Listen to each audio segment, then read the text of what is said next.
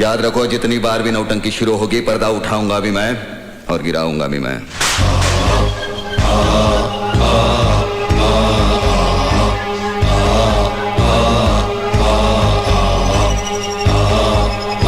एक मासूम बच्ची का सहारा लेकर धोखे से तुमने एक फौजी को नहीं, एक बाप को गिरफ्तार किया है।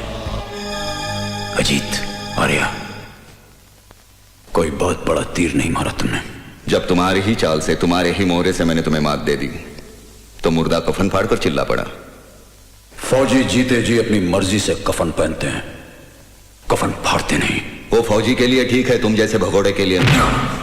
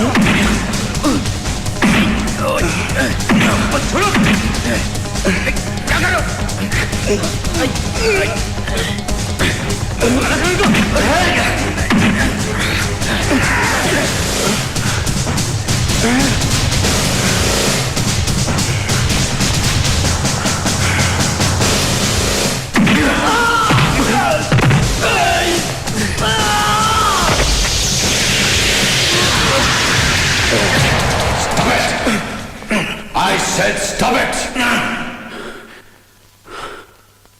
Control yourselves, officers. सर। मैं जा रहा। सर। चलो मेरे साथ। सर, अधूरा ही सब बाद में। सर, कर्नल कुछ छुपा रहे हैं, बहुत सी बातें इनसे उगलवानी होगी। बड़े चालाक इंसान हैं। हम कल ही उसे हेडक्वार्टर के लिए रवाना कर देंगे। सर, मैं उन्हें हेडक्वार्टर लेके जाऊंगा। डोंट वरी, सिक्योरिटी का पूरा इंतजाम है। सर, फिर भी मैं लेके जाऊंगा। प्लीज सर, मुझे इजाजत दीजिए। तुम कभी कभी नहीं, बार बार जोश में आकर अपने होश खो देते हो। सर, ये तो नाटक था उन्हें उकसाने के लिए। तुम्हारे नाटक में अच्छी तरह समझता हूँ। सर प्लीज, जो काम मैंने शुरू किया है मुझे उसे अंजाम तक पहुंचाने दीजिए, please sir. Relax major, relax. Sir.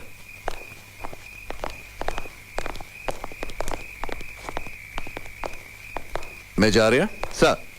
तुम्हारी शादी हो चुकी है? Yes sir. तुम शादीशुदा हो? No sir. तो फिर एक काम करो सर। तुम्हारा मिशन तो कामयाब हो ही गया है सर। तो कुछ छुट्टियां ले लो, एक अच्छी लड़की ढूंढ लो और उससे शादी कर लो, ताकि तुम्हारा दिमाग शांत रहे, ठंडा रहे। गल समझ आई? सर। रिलैक्स। मगर सर, इस सरफरे से कौन शादी करेगा?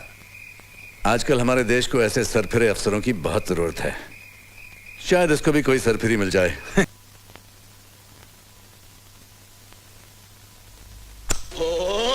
ठंडे ठंडे पानी से नहाना चाहिए, हो ठंडे ठंडे पानी से। अजीत जी, मैं साबुन भूल गई हूँ, टॉवल भी निकाल दिया है और टब में हूँ। प्लीज जरा साबुन लेके आएंगे? वही पड़ा है, देखिए आपके पास। अजीत बेटे, आज ये पुलिस वाली तेरी रिमांड लेकर ही रहेगी।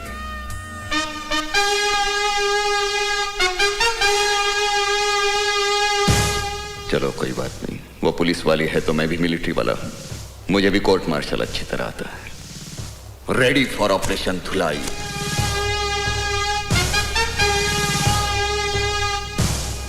धुलाई में धुलाई, मिलिट्री की धुलाई, मिलिट्री की धुलाई, बेहतरीन धुलाई, मिलिट्री की धुलाई सबसे सफेद।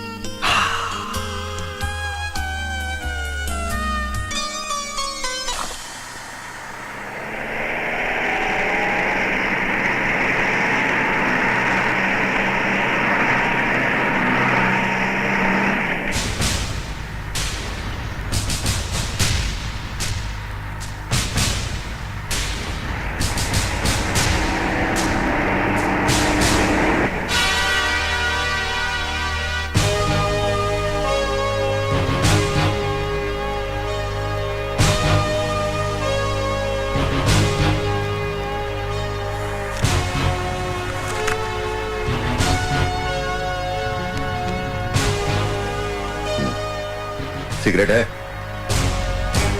सॉरी, सिगरेट के पैकेट में बीड़ी है, बीड़ी। दादा भाई की असली पसंद नहीं है? पीना छोड़ दिया क्या?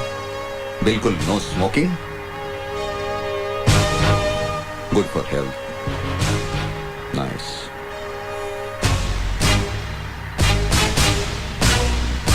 बकबक करना भी छोड़ दिया क्या? हैं? अरे भैया हथौड़ा, यूं चुप रहने से कोनो फायदा नहीं होवत। अब जहां जा रहे हो ना, वहां ऐसा आदर सत्कार किया जाता है कि गूंगे भी गजल ठुमरी गाना शुरू कर देते हैं। हम हैं बनारस के भैया उमरे आ। चम्मच खड़ा करो क्या? चम्मच। वो फुर फुर करके चाय पीना भी छोड़ दिया। यार ये छोड़ने के मामले में बड़े माहिर हो तुम। आज ये छोड़ दिया, इसके पहले बीवी बच्ची को छोड़ दिया, उसके पहले तो हद कर दी। अपनी ड्यूटी, अपना फर्ज, अपनी वफादारी छोड़कर सीधे गद्दार बन गए। गद्दार नहीं हूं मैं, नहीं हूं मैं गद्दार। असलियत जानना चाहते हो तो अपने खून के उबाल को रोको और सुनाओ। ये कोई नौटंकी नहीं है, ये हकीकत है, हकीकत।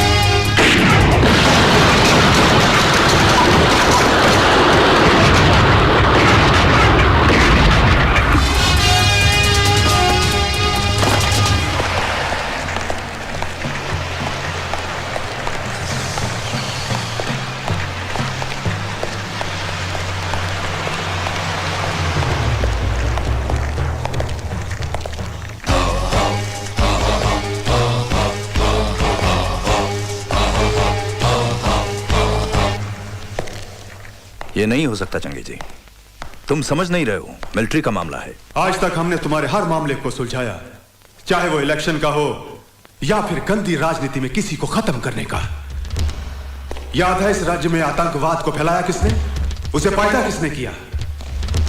बस तुम अब शॉर्ट में समझो, हमको ज्यादा समझाने की आदत नहीं है। उन चारों को किसी भी कीमत पर छुड़ाना होगा। और हां, उन चारों में एक मेरा छोटा भाई शकूर भी है, जो हमारे जिगर का टुकड़ा है। और अल्लाह कसम, हम अपने छोटे भाई के नाम का फातिहा नहीं पढ़ सकते। मगर चंगेज, मगर कुछ नहीं, किसी भी कीमत पर उन चारों को छुड़वाना तुम्हारे जिम्मे है। आज तक तुम्हारे हर खेल में हम जोकर बनकर खेलते आए हैं, मगर आज के इस खेल में जोकर। बस चंगेजी, आगे एक लफ्ज भी मत कहना। और एक बात ध्यान से सुनो, राजा साहब जब भी कोई खेल खेलता है तो हुक्म का इक्का अपने पास रखता है, और इस खेल में भी हुक्म का इक्का हमारे पास ही रहेगा। उठा लो इसे।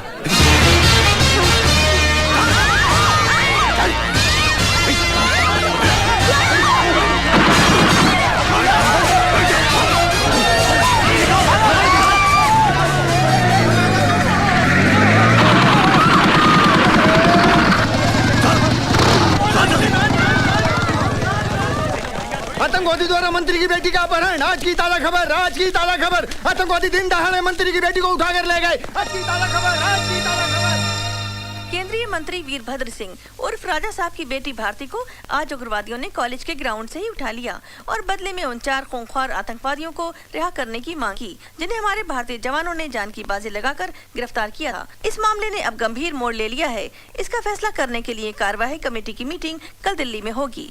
वीरभद्र सिंह जी, आप कैबिनेट कक्षा के सीनियर मंत्री हैं और आपके पीछे एक बहुत बड़े देशभक्त फैमिली का नाम भी जुड़ा है। माफ कीजिए मगन भाई, ये देशभक्ति, समाज सेवा, कानून, ये सारे अल्फाज किताबों में बंद ही अच्छे लगते हैं। अब आप ही मुझे बताइए, आप और आप जैसे चंद सीनियर पॉलिटिशियंस को छोड़कर आज के पॉलिटिकल फील्ड में कोई भी ऐसा आदमी है जो इन चीजों पर विश्वास करता है और इन पर अमल करता है? Let's be practical. आज राजनीति एक धंधा बन गया है, धंधा। इसका मतलब उस मिशन में हुई हमारे फौजियों की कुर्बानी बेकार जाएगी? देखिए, फौजियों के साथ मेरी बेटी को कंपेयर मत कीजिए। किसी भी हालत में मैं उन 4 टेररिस्टों के लिए अपनी बेटी को कुर्बान नहीं कर सकता। क्या जमाना आ गया है, लगता है महात्मा जी की बात सच होगी।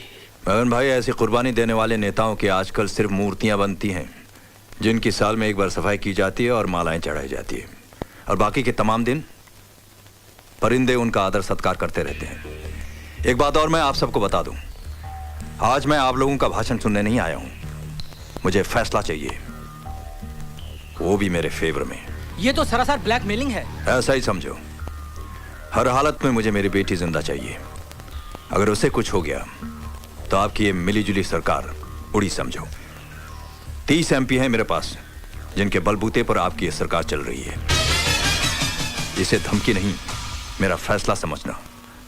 और सब जानते हैं कि वीरभद्र सिंह जब फैसला सुनाता है तो कभी नहीं बदलता। सर, क्या फैसला हुआ आज की मीटिंग में? अभी तक कोई फैसला नहीं हुआ है, मगर मैंने अपना फैसला सुना दिया है। एक बेटी तो क्या, अगर मेरी 10 बेटियां भी होती तो मैं उन सबको अपने देश के लिए कुर्बान कर देता। इन आतंकवादियों को इस मुल्क से हमेशा के लिए खत्म करने की कसम खाई है मैंने। और ऐसे मौके पर अगर हम जैसे लीडर झुक जाएं तो इस देश की जनता का क्या होगा, इस देश का क्या होगा? सर एक मिनट, सर रुकिए तो। सर फिर कमेटी का फैसला क्या होगा? अब फिलहाल उसके बारे में मैं कुछ नहीं कह सकता। हाईकमान का जो भी फैसला होगा वही हमें मंजूर होगा। केंद्रीय मंत्री राजा साहब की बेटी के किडनैपिंग केस में आज अचानक नया मोड़ आया, जिससे राजनीतिक गतिविधियां और तेज हो गयी। कार्यवाही कमेटी की मीटिंग में पर्दे के पीछे कौन सा राजनीतिक खेल खेला गया कि राजा साहब के न होने के बावजूद भी हाई कमांड ने ये फैसला किया कि उन 4 खूंखार आतंकवादियों को राजा साहब की बेटी भारती के रिहाई के बदले में छोड़ दिया जाएगा। इस मामले में हमारे दिल्ली के संवाददाता की एक रिपोर्ट। मनोज, क्या तुम बता सकते हो कि चारदीवारी के पीछे खेले गए इस खेल का असली हीरो कौन हो सकता है? राजनीति में कुछ भी हो सकता है, मगर यहाँ दिल्ली में ऐसी अटकलें लगाई जा रही है कि गवर्नमेंट गिराने की धमकी देकर राजा साहब कोई खतरनाक खेल खेल रहे हैं। मगर इन सारी बातों पर अब तो पर्दा पड़ा ही रहेगा, क्योंकि आज रात को ही उन 4 आतंकवादियों को छोड़ दिया जाएगा और भारतीय अपने घर वापस लौटेगी और उसकी इस वापसी का राज हमेशा राज ही रहेगा। मनोज बाजपेयी, नई दिल्ली, आज तक।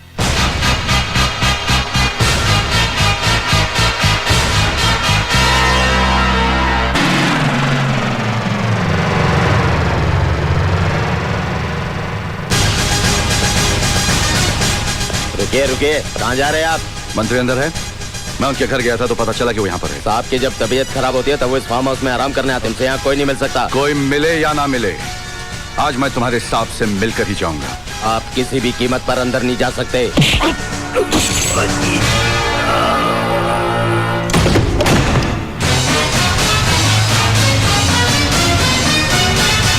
पता नहीं तुम जैसे गद्दार और देशद्रोही नेता का असली रूप हमारे देश की अंधी जनता कब देखेगी। कल तक तो टीवी इंटरव्यू में बड़े बड़े भाषण दे रहे थे कि मेरी एक बेटी तो क्या, अगर मेरे 10 संतान भी होते तो मैं उसे देश के लिए कुर्बान कर देता। और एक ही दिन में सब कुछ बदल दिया, करवा दी उन 4 कमीनों की रिहाई अपनी बेटी की जान के बदले में। अरे शर्म आती है मुझे तुम जैसे गंदे नेता को देखकर। मेजर, तुम अपने हद से आगे बढ़ते जा रहे हो। अब एक फौजी की खोपड़ी गर्म हो जाती है तो अपनी हद ही क्या, दुश्मन की सरहद भी पार कर जाता है। जानते हो उन कमीनों ने कितने हिंदुस्तानियों का खात्मा किया, कितनी औरतों का सुहाग उजाड़ा, कितने मासूम बच्चों को यतीम किया। उन्हें पकड़ने के लिए हमारे कितने जाबाज जवान शहीद हुए, और तुमने एक लड़की तुम्हारी बेटी की खातिर उन 4 आतंकवादियों को छुड़वा दिया। राजा साहब, सरकारी कुर्सी बाप की मोहब्बत निभाने के लिए नहीं, देश की रक्षा के लिए दी जाती है।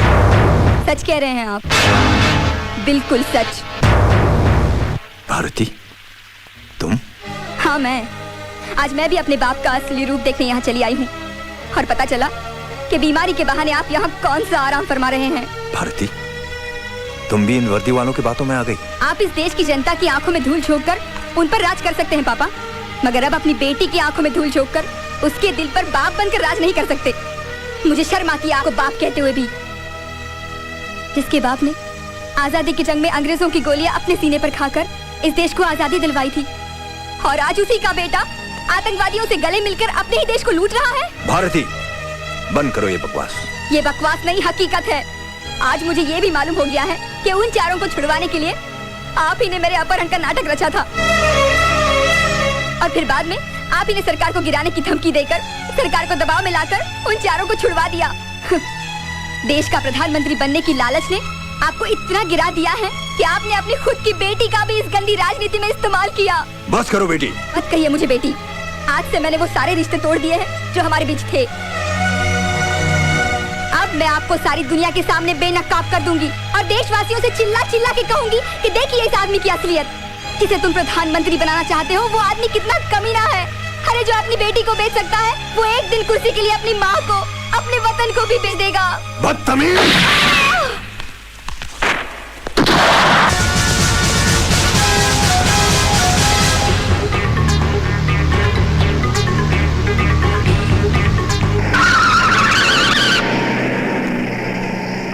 वीरभद्र सिंह आतंकवादियों से मिला हुआ है सर।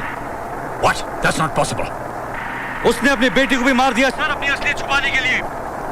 जी हाँ, वो इस वक्त मेरे कब्जे में, मैं उसे हेडक्वार्टर ले आ रहा हूँ सर।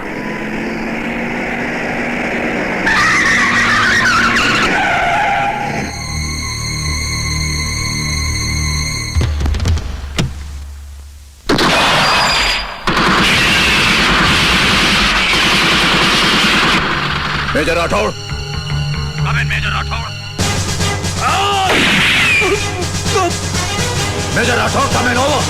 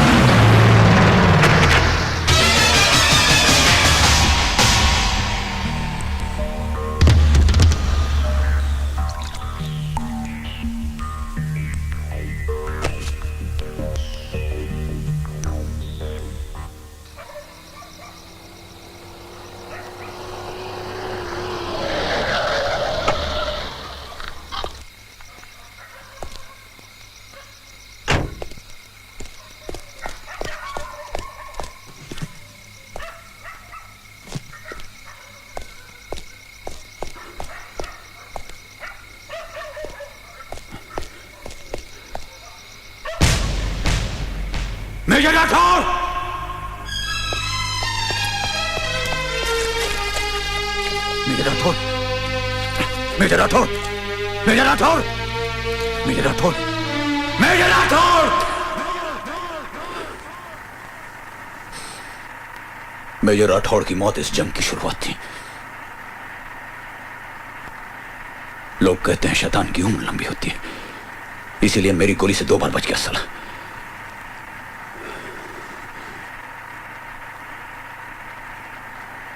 हालात फिर कुछ यूं बदले कि मैं अपना मिशन पूरा नहीं कर सका। एक सच्चा सरदार मर सकता है लेकिन अपने बाल नहीं काटेगा। उस दिन वाहिगुरु के सामने अपनी आंखों में आंसू भरे मैंने अपने हाथों से अपना रूप बदल डाला और मजबूरन वो सब कुछ किया जो मेरे धर्म और तबीयत के खिलाफ था। कहानी यहां खत्म नहीं होती। इस दुनिया में मैं एक अकेला इंसान हूं, एक अकेला बदनसीब इंसान जिसने जीते जी अपनी बीवी को विधवा के रूप में देखा हो। सच्चाई ये है सच्चाई।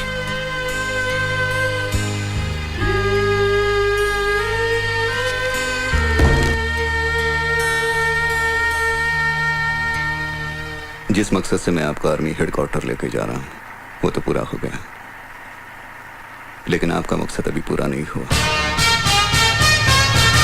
और कानून के दायरे में रहकर पूरा भी नहीं होगा।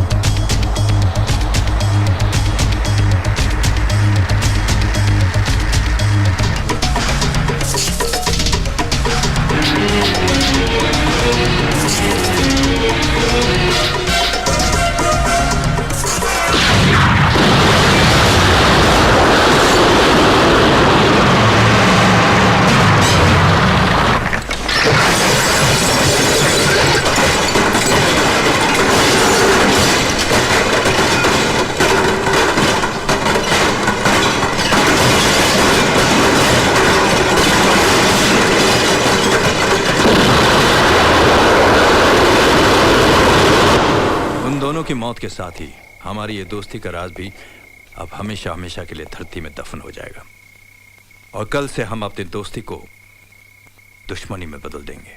वो अपनी दुश्मनी? हाँ, मगर सिर्फ दुनिया की नजर में। वो कैसे? मैं कुछ समझा नहीं। ओए, आने वाली नवरात्रि में तुम्हारा यह ऐलान होगा कि वैष्णो देवी के मंदिर में तुम पूजा नहीं होने दोगे। उस ऐलान के सामने हमारा यह चैलेंज होगा कि किसी भी कीमत पर हम माता के मंदिर में जाकर पूजा करके ही रहेंगे। चंगेजी, अगर हमारा यह मकसद कामयाब रहा तो समझ लो मैं नेशनल हीरो बन जाऊंगा। उसके बाद लाल किले पर तिरंगा लहराने से मुझे कोई नहीं रोक सकता। इंशाअल्लाह, इंशाअल्लाह। कुख्यात आतंकवादी गफूर चंगेजी ने वैष्णो देवी मंदिर में कल से होने वाली नवरात्रि की पूजा को न होने देने का ऐलान किया और उसके इस ऐलान पर मंत्री वीरभद्र सिंह ने उसे ये कहकर ललकारा है कि वो किसी भी कीमत पर वहां जाकर पूजा करेंगे। इस मामले में हमारे संवाददाता के पूछने पर वीरभद्र सिंह और गफूर चंगेजी की अलग अलग बातचीत। इस बार का ऐलान मंदिर की सीढ़ियों पे खून की नदियां बहा देगा और किसी में इतना दम नहीं है कि इस चंगेजी के ऐलान को ललकार सके। अरे कह दिया, इस साल नवरात्रि की पूजा नहीं होने देगा तो नहीं होने देगा। चल सर, चंगेजी के ऐलान के बारे में आप कुछ कहना चाहेंगे? हाँ, लोग बोलते रहते हैं। वो कहावत आपने सुनी होगी, कुत्ते भौंकते रहते हैं और कारवां निकल जाता है। ये हिंदुस्तान है। हिंदुस्तान में ऐसा कभी नहीं हो सकता कि किसी के कहने पर किसी मंदिर में पूजा रोकी जाए। मैं वादा करता हूं, उस मंदिर में सबसे पहले मैं ही खुद जाकर पूजा करूंगा, चाहे अंजाम कुछ भी हो जाए। अब चंगेजी और हम दोनों एक्टर बनने लायक हो गए हैं। ये आप लोग क्या कह रहे हैं? Yes sir, this is a fact. ये उनका प्लान है। अगर उनका ये प्लान कामयाब हो गया, ऐसा हो गया तो आतंकवाद फैलेगा। वो लोग हिंदुस्तान के टुकड़े कर देंगे sir. You may proceed. Thank you sir. Colonel Sodhi, sir, army की नजरों में अब तुम वही देशभक्त और वफादार सिपाही हो। Thank you sir. मिशन की शुरुआत से पहले मैं तुम्हें एक सरप्राइज देना चाहता हूं।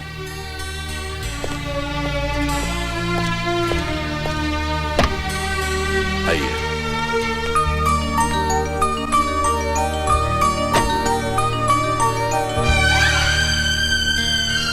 अब अमृता भी तुम्हारी सच्चाई और वफादारी के बारे में जान गई है। मैंने इसको सब कुछ बता दिया है।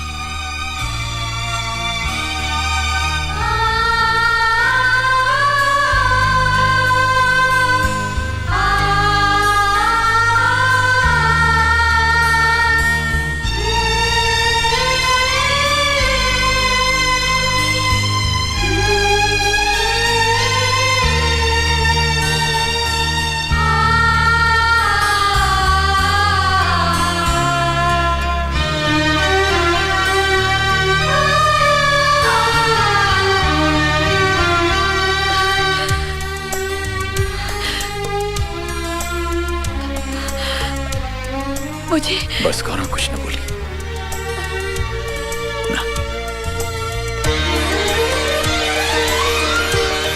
पापा। पिंकी।